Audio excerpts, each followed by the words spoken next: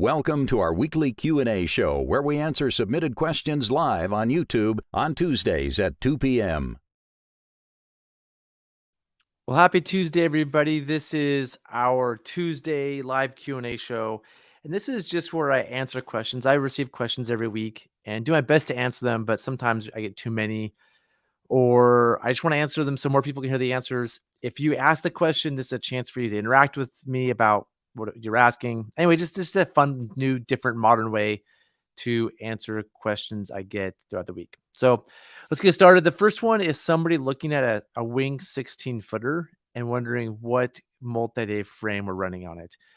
And this is a great question because it's a tough one to answer. And I'm going to share my screen differently and show a photo of this boat.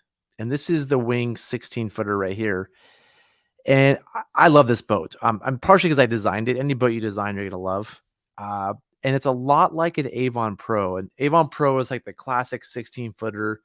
It's a great gear boat, but also can be a paddle boat for big water. And we tweaked the Pro dimensions a little bit. We made the tubes a little bit bigger, which I like personally. It gives you less room inside, but it makes a really stable boat, which is great. And it can handle a lot more weight. And also, we started the rocker a little bit early. So if you can see where the tree is next to the northwest, right there, the rocker starts coming up a tiny bit. And people are afraid to put the frame in that section, but you can see that we have. And so it's such a slight amount of rocker that starts right there that it's fine to put the frame in there. It's not a big deal.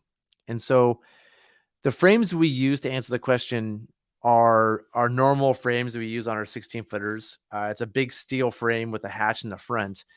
But this is a frame I designed for this boat with a company called Down River Equipment in Colorado.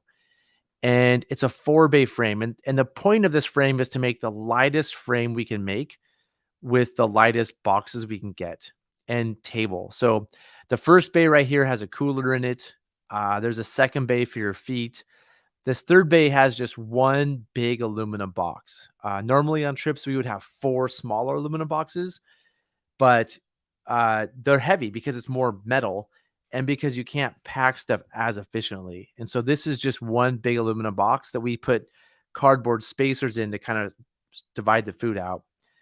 And then the final 4th bay under the bags has a hatch, like basically like a fabric thing below it to catch stuff, and a table that's designed to match this frame perfectly over the top.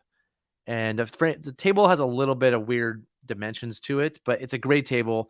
And so this is about, in my opinion, the lightest frame you can get for this boat. And it's pretty slick frame. Like if I got a private boat, it's what I would buy.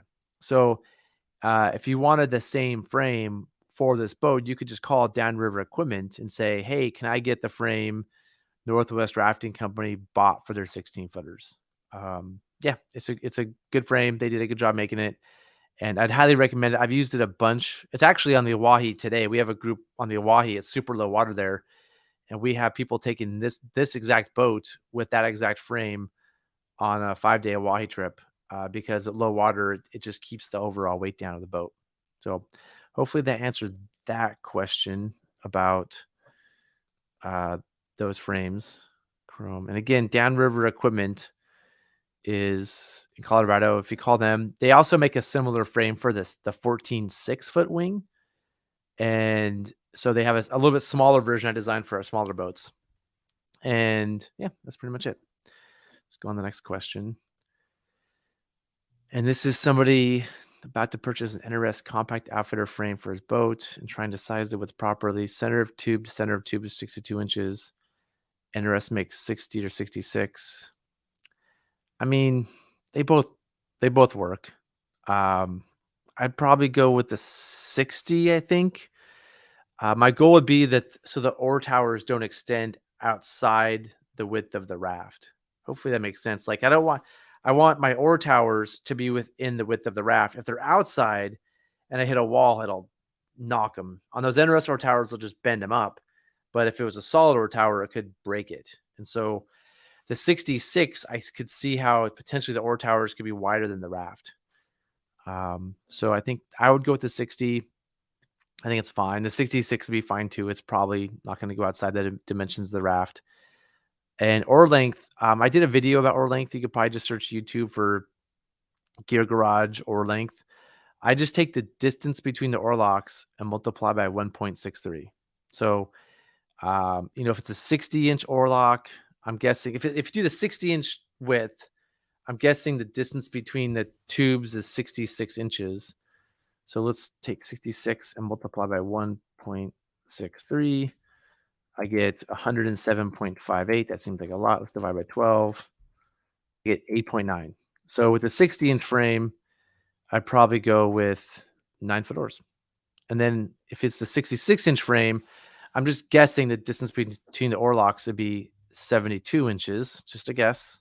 I'd measure it first, and I get 9.78. So I'd probably go with I'd go with 10s. Myself, I like a little bit longer oars, but 9.5 would work fine too if you had that frame. So, hey Danny, thanks for the nice comment. Doing the best I can. I mean, these are my opinions. This is just based on my experience. I could be completely wrong here. I'm just doing the best I can to answer questions. So I'm glad you're enjoying it and love the channel. Thanks for supporting it. And yeah, that's all we have for questions this week. Again, like every week, I try to come on Tuesdays at 2 when I'm around and answer these questions. And yeah, thanks for watching. And I'm going to close this one down unless there's any last minute questions here.